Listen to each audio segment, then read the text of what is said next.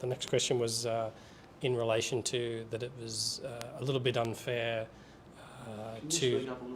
It's a little bit unfair. It's a little bit unfair for people to be expecting to harden their homes in lieu of the fact of not having enough police. So essentially, it's if there's a known issue with police, what will we be doing for the interim? So if police are going to increase next year, and you're sort of suggesting to people to sort of harden their homes and things like that, what can we do, or what can the police do in the interim in order to fill that gap? Well, that's not a case of me telling you to harden your homes because we can't do it. That's a case of that's how the community and the police can work together to reduce burglaries. Okay, the police are still out there doing everything they can. That won't change, whether we've got one police officer out there or we've got 1,000. So it's not the right terminology to say that we're expecting you to fill our gaps. That's not the case. It's a way of the Gungahlin community working with the police to help address these offences. And there was another question, and it was related to the same thing. These are the online questions, which was looking for more evening patrols, essentially is what they're after, which I guess comes back to what we were talking about before. My officers are patrolling as we speak. So that's the thing. I think the loud and clear message here is that I think the community, we're sort of on a unity ticket here that we need more police, and we would like to get them urgently. We have done everything we can as a community council, I think, with the petition and the speaking to the politicians and the ministers and so forth. Hopefully we can get that through. One of the things that I like to raise is in relation to the police ever really on public transport, because there's a lot of incidents that happen on the light rail. Yep. And one of the things we're trying to sort of push for, or at least I'm trying to push for, is security to be on the light rail. Do you think light rail is safe place for people to be, particularly in the evenings and on the weekends? I think it's safe. Police do proactive patrols on, and I'm talking uniformed police. Will get on the trams and actually ride along. We can't do that all the time because of all the other pressures, as everyone is well aware. But when opportunity presents, we do it. We work with the CMET in relation to security, and we have direct lines into their comms centre and their CCTV, which is excellent on all of the trams. And we work very closely on the safety aspect of it. But in relation to security guards on those trams, that's really a matter for CMET. Another one from me. Sure. Gungahlin's got a large, growing and very diverse multicultural community. Are there any perceptions of incidents of issues occurring there, and what sort of specialised resources might the police have to deal with concerns of that community? Oh, okay. I've done a number of community engagements across various aspects of Gungahlin's multicultural sectors. Particularly one recently that I remember, I went up to the Hindu temple. Is that Taylor? Yeah, whichever, yes, Taylor. Lovely place.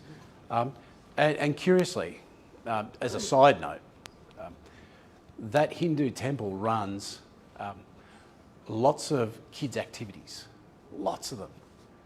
And it's a very community-orientated facility. And they occupy their kids and teach them all these things and those sorts of things. And I asked the question, well, is this only open to the Hindu community and that sort of stuff? And they looked at me as if I had two heads and said, no, anyone can call in and say hello and come in, and it's just part of the community. So that's an example of where this multiculturalism, certainly in our zone, is a strength. Okay, we haven't seen cross-cultural conflicts as yet. We regularly engage with the Muslim community, the Chinese community, definitely the Indian community, the Pakistani community, Tibetan community. Wow, there's a lot. And to be honest with you, it's actually one of the strengths of Gungahlin because that makes for a very vibrant community. Okay. As far as police special resources, My officers are very, very good at weaving their way through those cultural issues, and especially in relation to commission of offences. Language can be a problem at times, but they've got translators on the end of phones that can actually help resolve situations and move those forward. My officers become very adept at it very quickly in dealing with those sorts of things. And a lot of it's about education and those sorts of things, where some cultures see things as just a cultural issue, but police actually say, well, no, you're now getting towards a law enforcement problem. Our officers are very good at educating those various cultural aspects, cultural people, with those transitions into law enforcement space. So they're actually really good at it.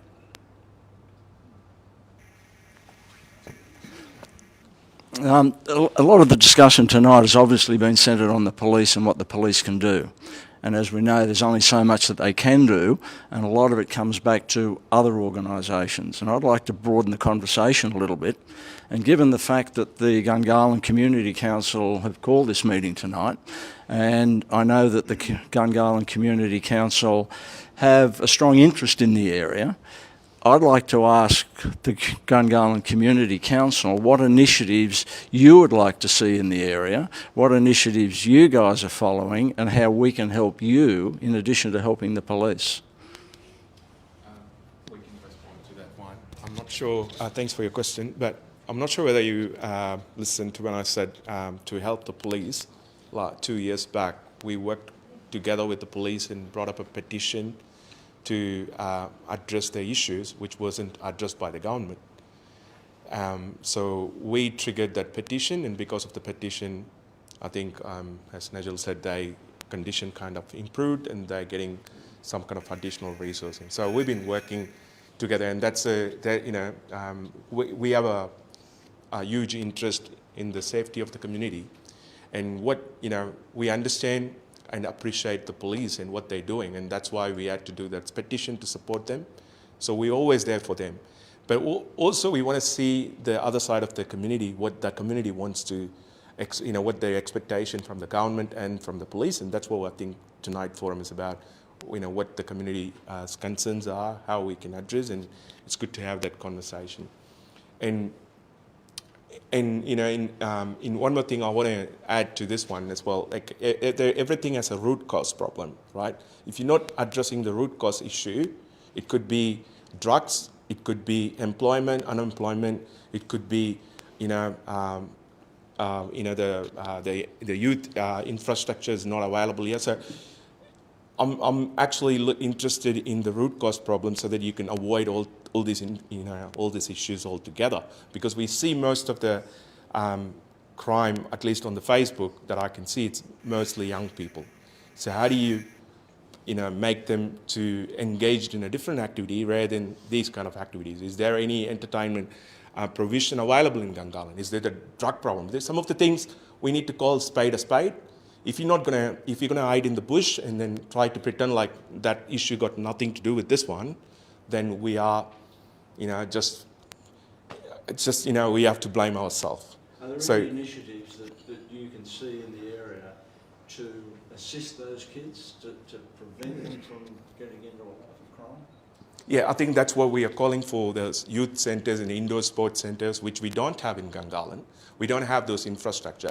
So is it all kind of related to it? And then we also have an issue with the drug issue. I know, not all the crimes related to drug, but most of the crime, most of the people who end up having drugs may end up in the crime. So there are different layers to it, and then we just need to address the root cause. And one of the issues as well, the resourcing. We need a good resourcing so that they can manage, and then also the infrastructure, whether they have a good infrastructure. So there are different layers, and then we've been trying to work along with the minister as well. So next month we are inviting the police minister to come down. So last month or so we had the shadow minister to come and speak with us about the issue. So this issue is kind of a concern for the community, so that's why we are bringing different people to the forum and make sure, let's all get into the root cause of the problem and make sure that's achieved. So obviously we don't want teenage people to get into the jail. No one's intention is that. But we also don't want the teenage kids to go and break the doors on someone. You know what I mean? So we just want to make sure, what is the root cause? Why they're doing? What's the trigger point? And we need to speak, as a community, we need to openly speak this without, without any fear of people calling or shaming. So that's the intent of this forum. So if that's the reason, we should work out rather than avoiding talking about the reason.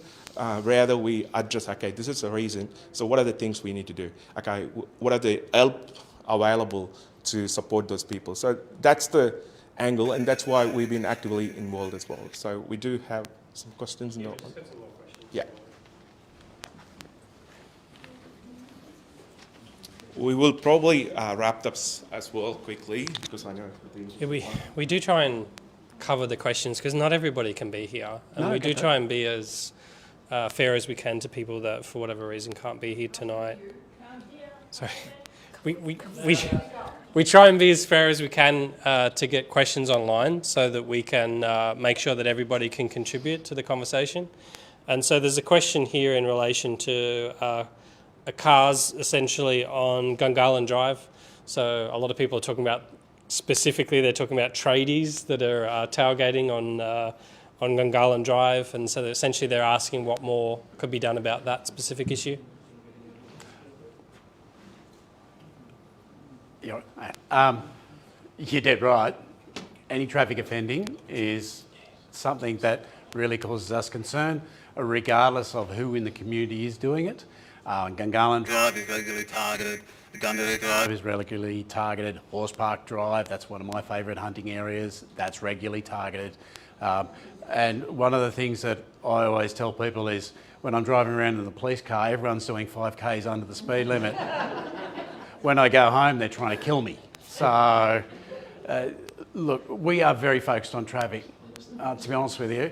And my guys will often, on the way back from a job or to a job, if it's not an urgent job, target someone that's actually committing a traffic offence. We see a lot of cameras that are on the side of the road. Is that what they're designed for? They're not often... Are you talking about the trailers? With I don't know what they are. They seem kind of like concerning sometimes because I don't know what they are. I don't know what they're doing. Is that what they're doing? They're run by the police and they are targeting traffic offending as well as other offending.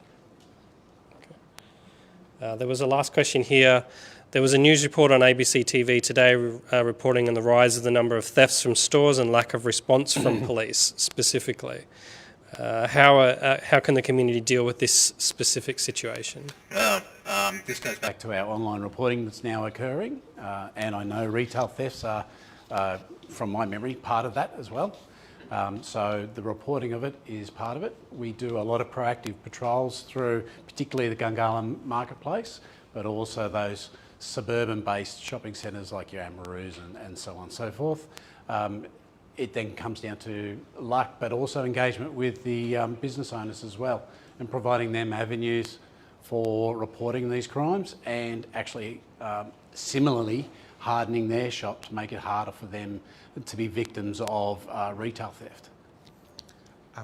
In the interest of time, so I can take two more questions just to wrap it up. One. Yeah. Cool.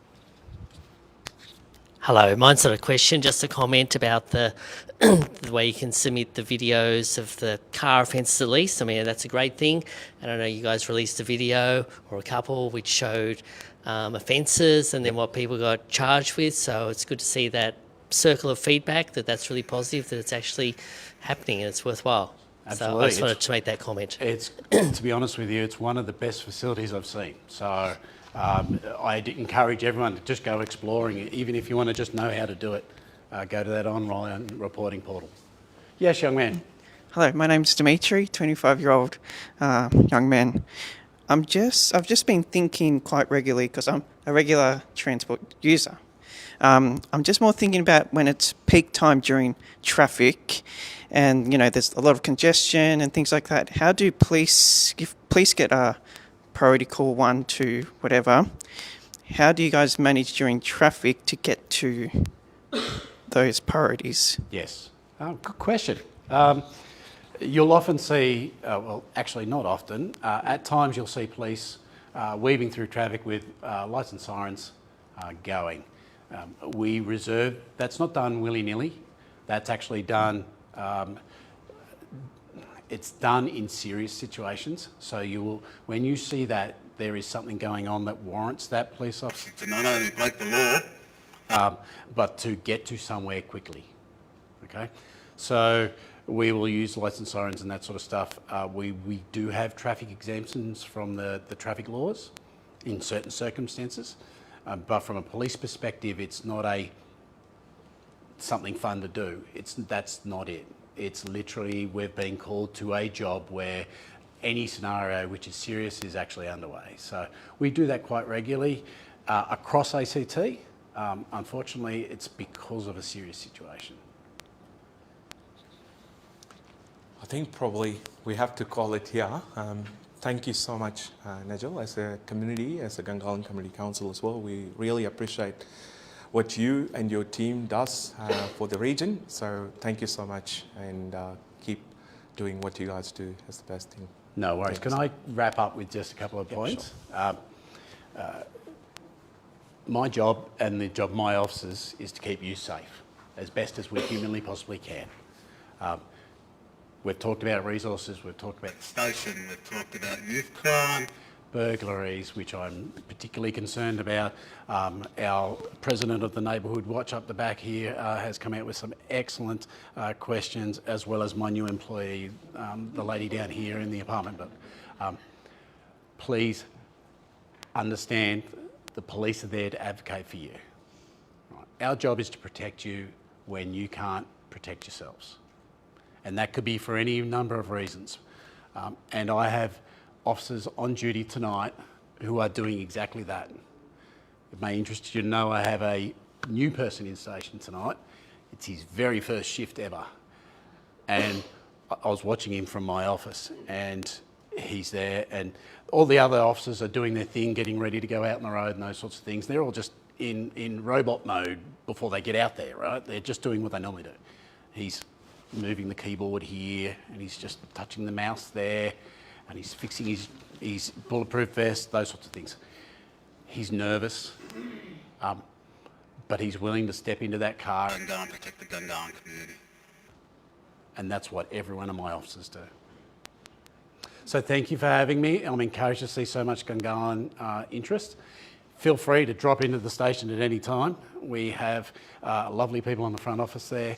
Provide any information you want, even if you just want to come in for a chin wag. Okay? Thank you for having me. Good on yourself. Thank you. Sorry? Oh. I'll go to the police.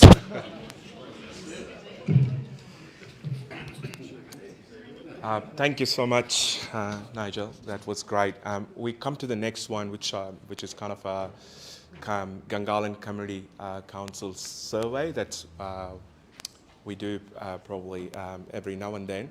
So I just want to walk you through what's going to be the question, how you can participate, and what topics we are covering in the survey thing. So we'll walk you through. So just want to give you a highlight of the survey. The survey, we tried to keep it very short and minimal with the multiple choice, so people can just, while they're traveling or at home, you can just, using your phone, you can just do it. So it's made very simple, and then the options include, if you don't want to answer some of the questions, you can just say prefer not to answer and then move on to next one as well. So, and there are some mandatory questions which we think that could be the key part of the survey. And it also probably replicating a couple of questions that we previously asked in our old surveys, because that shows some of the items are still pending in the community. So that's to give you an overview. So let's move on to the next one. So we have a set of questions which talks about the demographic questions about the age, gender, and which suburbs they live. So that's to capture those demographic details. And let's go to the next one. And this is where it's all starts. So with the commercial amenities, so there's a question about what additional commercial outlets and amenities would you like to see in the town centre or other areas? So, at the moment, if you look into it, we don't have a lot of facilities in the community where we don't have big commercial outlets like office works or those kind of things. So we have given listed some of the items for the community to flick and tick. So that this is a multiple questions which you can select more than one, or you can even type in if you missed something in the list. So next one, it's about the select your top 3 additional recreational facilities, about the indoor sports center if you like to see them here, or more cycle paths, or more fishing area. So it's kind of listed all those things over here. So it's based on the interest of the community. You can select more, 3 or more on this one. And then, sorry, there's one more question in the previous one. So it's a top 3 community facilities as well, like to see whether you are interested in some of the markets or more festival events that you like to see in Gungahlin, or maybe more health and fitness kind of items. So so we want to target all the age group and make sure that we get a good outcome or response from the different age group. So next one, please. Where would you like to see the permanent location of community markets or fresh food offering hosted? Like, this is one of the key things as well. We thought, okay, do you like to see more of kind of outdoor space or indoor kind of thing? And the next one, it talks about the event space in Gungahlin. So if someone would like to organize an event, and I know the Gungahlin's a vibrant community where people like to organize events, so whether that's going to be a small scale event or big scale event, whether they have any preference. So we're trying to capture that as well. The next one, please. And the next one, also with the Gungahlin Library, we have the library here. Is there any improvements that people like to see in the library? So we have that one question. And the 10th question, it's going to be the very, very important question for the Gungahlin. So it's the cinemas. Are you concerned that ongoing delays in building a cinema in Gungahlin are negatively impacting the community and the local economy? So I get most of the phone calls about this, like when we're going to get the cinemas. And that's the question we always put through all the politicians as well. And we really need the response from them. And I think this is one of the key things. If you're really one of those people worried about Gungahlin not getting the cinemas at the moment, so this is probably a good survey for you to get in and put question number 10. Remember that. So let's go on to the next one. So all we've seen previously was about the commercial element of the questions. Now we're going to see about the different set of questions which is related to environment and green space. So there are questions about 3 environmental priorities.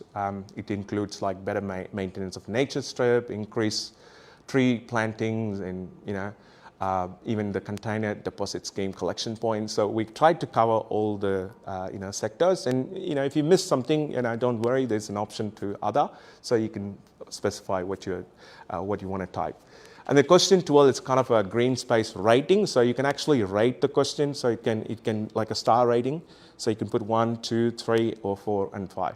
And then we have a comment section about the green space in Gungahlin as well. The next one, please. So now we're going to talk about the roads. So some of the roads things, it's kind of every election it comes in and then disappear, right? So every time they promise something and that never happens. So we are putting this one. Please select your top 3 priorities for the roads in Gungahlin, which includes the duplication of the Gungahlin Drive. It includes the Merrowee Drive, and it also includes the Barton Highway flyover. How many of you are familiar with the Barton Highway flyover where we have the lights on it? Yeah, that's one of the chaos. I'm not sure. Maybe the officer can say how many accidents they, been reported. And I think one of the articles being published, it's one of the top 10 accident zone in Canberra. So we are proposing, if you think that's really a problem, you can address this in this question by selecting Barton Highway flyover, a way to bypass the roundabout with traffic lights, so that we put it in the bracket so people know exactly what we are talking about. So next question, please. And the 15th one, and what needs to be the focus for parking in Gungahlin Town Centre? Like, how do you park the car? The problem in the Gungahlin Town Centre, it's coming in and going out. So do we like to see some kind of parking facilities like a multi-story parking, those kind of things? So we tried to address them as part of the question 15. And then I know with this electric vehicle and all those things, we thought of saying, okay, how this is going to impact the users to see whether, where they charge and, do we need to do any kind of facilities on that side. The next one, please. So now we're going to talk about the travel habits. So Gungahlin, it's kind of an Exodus. You may not have read the Exodus books in the Bible, You might not heard about the book in the Bible called Exodus, but you can see that live in action in Gungahlin pretty much every morning. So these questions are going to help us to, help in, telling with the, retrieving the data to get some better public transport or infrastructure with the roads and stuff. So if you work, where is your work location? I know the Exodus happens because we don't have an employment space in Gungahlin. We don't have, compared to Auden or Belconnen, we don't have those kind of employment opportunities in Gungahlin, and that could be one of the good reasons for people to go to different places. So we want to identify those places, and then what kind of travel method they use, whether it's going to be driving the car or catching the bus or cycling, those kind of things. So that's a background behind this question. Next one, please. And then we also have, how do you rate your travel options in Gungahlin overall? If you see, we haven't made all the questions mandatory, just purposely we did it, so we don't force people. If they want to skip some of the questions, they can do as well. But these are the important questions, so just because it's not mandatory, please, if you can, please try to answer all those questions. These data are very useful. And the next question is really important. Would you support a trial rapid bus service from Gungahlin to the major employment centres such as Auden, Brendabella Business Park and Tuggeranong to help to reduce the traffic congestion? So at the moment, most of our public transport, including the light rail, which goes from the Gungahlin to the city. We don't have a direct route to Brendabella Park. We don't have a direct bus to Warden. We don't have a direct bus to Belconnen. So, most of the time, if we provide these kind of infrastructure, then probably we don't see that many people driving in the car, just one person driving a car. We would probably reduce those things. So this is one of the key questions. So if you're really concerned, because this data would help us to mitigate with the government to say, we need some kind of bus that connects to these employment hub. So that would be very helpful. So that's the number question 20. Let's go on to the next one. The health and safety, and then I think we talked about it today about the safety, right? What concerns do you have? Like, is it about the noise? It's about the personal safety, or it's a burglary of commercial space or home innovation? So we had listed all these things and how concerned you are. So that's one of the questions. And the next question also with the health, it's very important. Are healthcare options in Gungahlin sufficient for a growing population? So most of the times people don't think that we don't have health facilities in Gungahlin to match the growing population. It's around 90,000 and still growing more. And we are expecting to get new suburbs as well. I think as we speak, the Taylor the Jacka Stage 2 has been built and Kenny is coming. So there's more suburbs coming. So this question is key. Are healthcare options in Gungahlin sufficient for a growing population? If you agree, you can say yes, or if you think we need more health services, and if you think we need an hospital as well, because we are a growing population and we might need an hospital. So we tried to cover all them in this question. Next one, please. Town centre at night time. So this question, tends to understand the nighttime economy. So we try to see what's the pattern, like what time you are, likely to come to the town centre.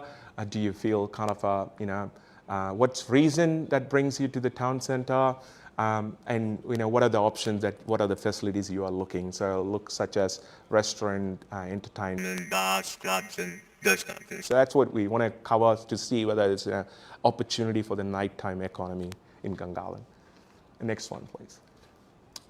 So this is about the planning and consultation thing. So some of the, one of the things we hear often from the community, we didn't know about these things unless, we seen these cranes and all these things, only after that we came to know. So this is to see which of these recently completed ACT government plans that you really aware of. So just to test whether community is aware of any of these things that's been recently completed. So that's one of the key things that we want to cover.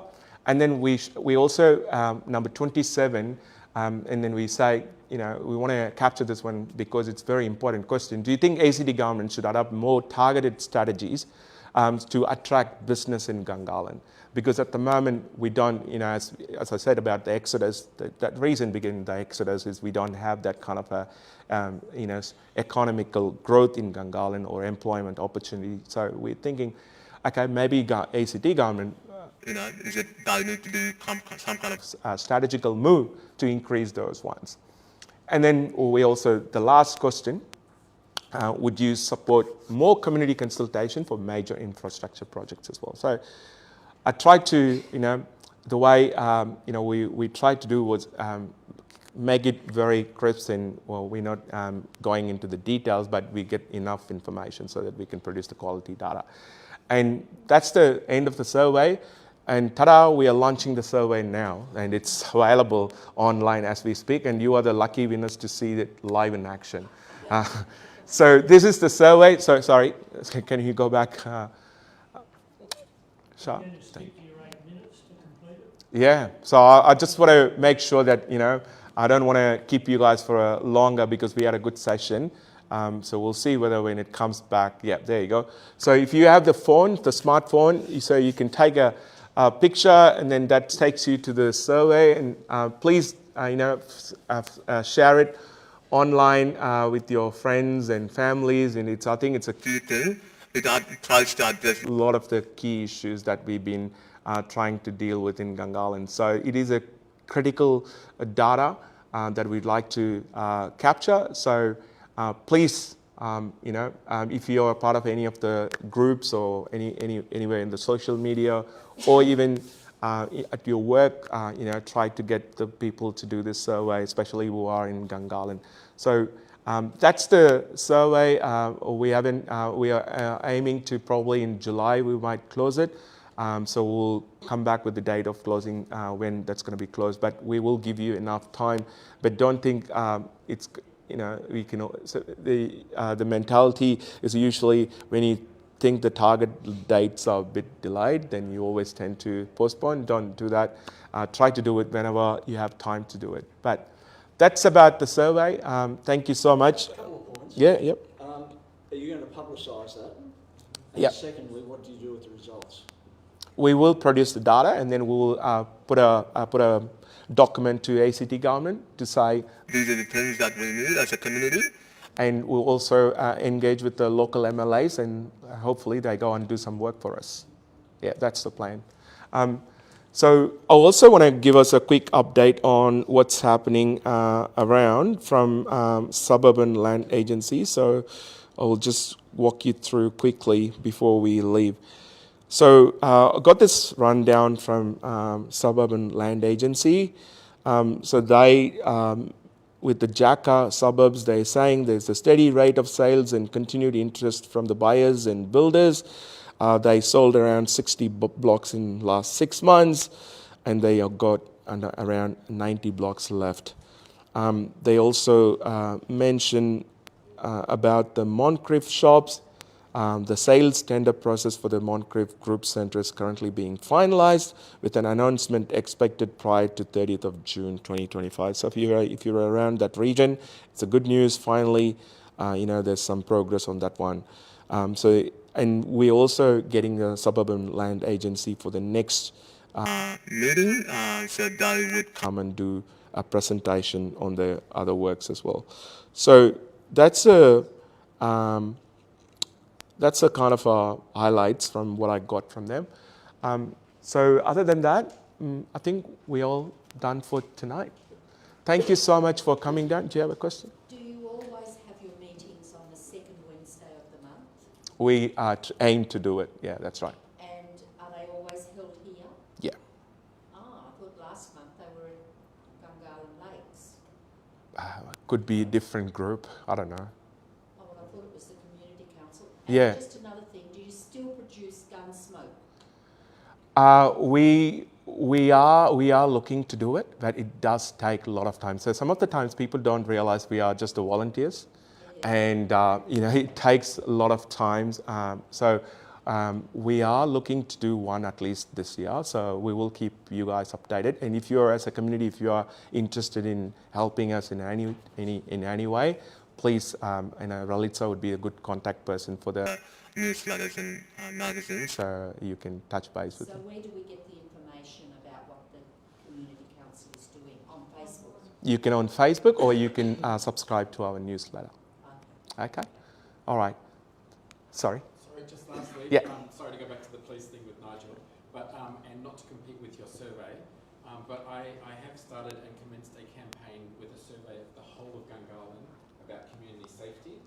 It's going to everybody's letterbox across the whole of Gungahlin, and you can also fill it in online. I think it will fit in well with the Gungahlin Community Council survey, but yeah, I've got some copies with me if anybody was interested in taking one home. Don't again compete with the Gungahlin Community Council one, but I think this is really important to be able to give Nigel and the ACT government the feedback that they need to know about policing in the ACT. All right. Thank you, everyone. Thanks for coming down tonight, and thanks again, Nigel, for coming. And thank you. God bless. Have a good night. Cheers. Can we put this, the slide deck here?